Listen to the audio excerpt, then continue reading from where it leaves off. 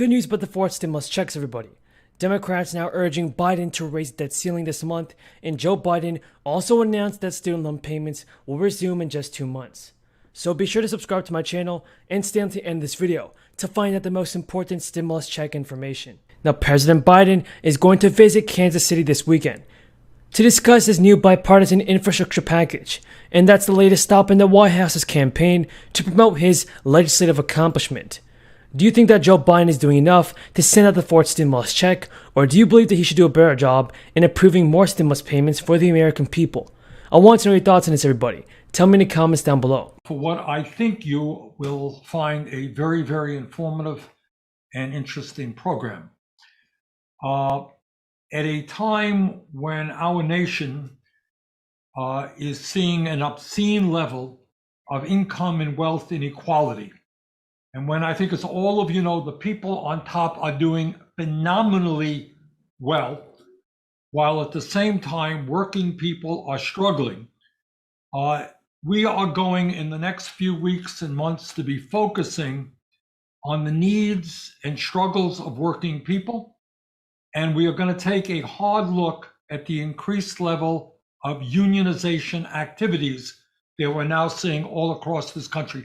In an unprecedented way, workers, coast to coast, are beginning to stand up, fight back, and demand to be represented by a union.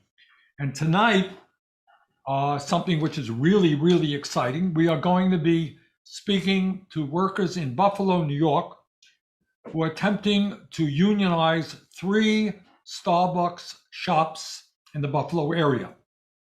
Now, you might say, why is an effort to organize 3 shops a big deal?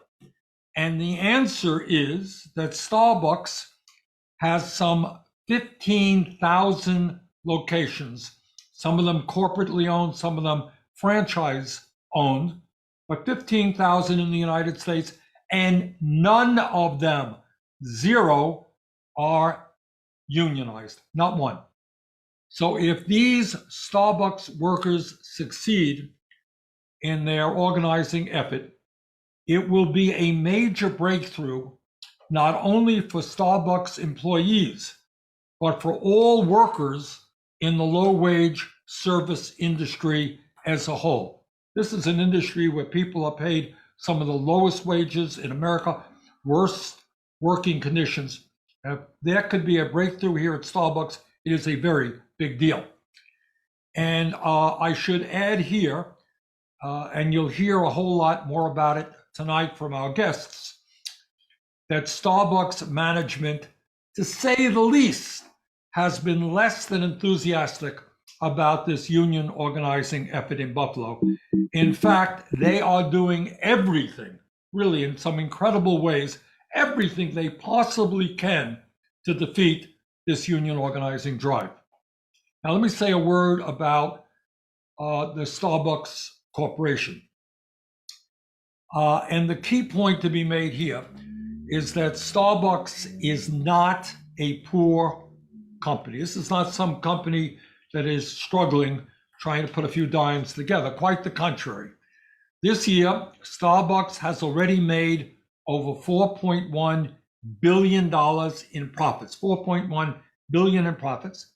Last year, Starbucks had enough money to pay its CEO, Kevin Johnson, $14.7 million in total compensation. That's over 1,200 times what they pay their average employee. And I think this is also an interesting point to be made, that during the pandemic, the founder of Starbucks and the major stockholder in Starbucks, Howard Schultz, became $1.9 billion richer. That is just during the pandemic, and now has a net worth of almost $5 billion. In other words, Starbucks is a company that has the resources to provide its workers with good wages, with good working conditions, and good benefits. And now let me just divert for another moment and raise another issue that I find very, very interesting. And that is that many, not all to be sure, but many of Starbucks employees are younger people who come from a generation that has really struggled economically. And if you are a member of that younger generation, you know what I'm talking about. Now, the White House also said that the president will discuss how the bipartisan infrastructure law delivers for the American people by rebuilding roads and bridges and upgrading public transit, replacing water infrastructure, and creating good-paying jobs.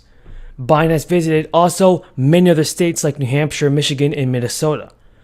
And as support for Biden has waned in recent weeks, Democrats have even argued even more that it is increasingly important for the president to promote on the infrastructure package in its near-term projects. Now comes the hard part, implementing what the administration lauds as a once-in-a-generation investment in rebuilding the nation's crumbling infrastructure. States could receive anywhere from $2 billion to $45 billion in non-grant funding for projects spanning needs like broadband infrastructure and electric vehicles. Now, the states receiving the most funding might not be surprising.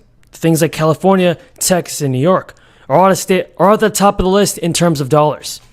Each is getting more than $25 billion, and the United States News Data Analysis shows that the infrastructure dollars might have the biggest impact in states like Alaska, Wyoming, and Montana, although they might not be proportionate. Although the crisis may not be over, and the Federal Student Aid Director said during remarks this week that while the nearly 2-year pause has been welcome relief, no doubt, January 31st is the last day that borrowers can receive more relief.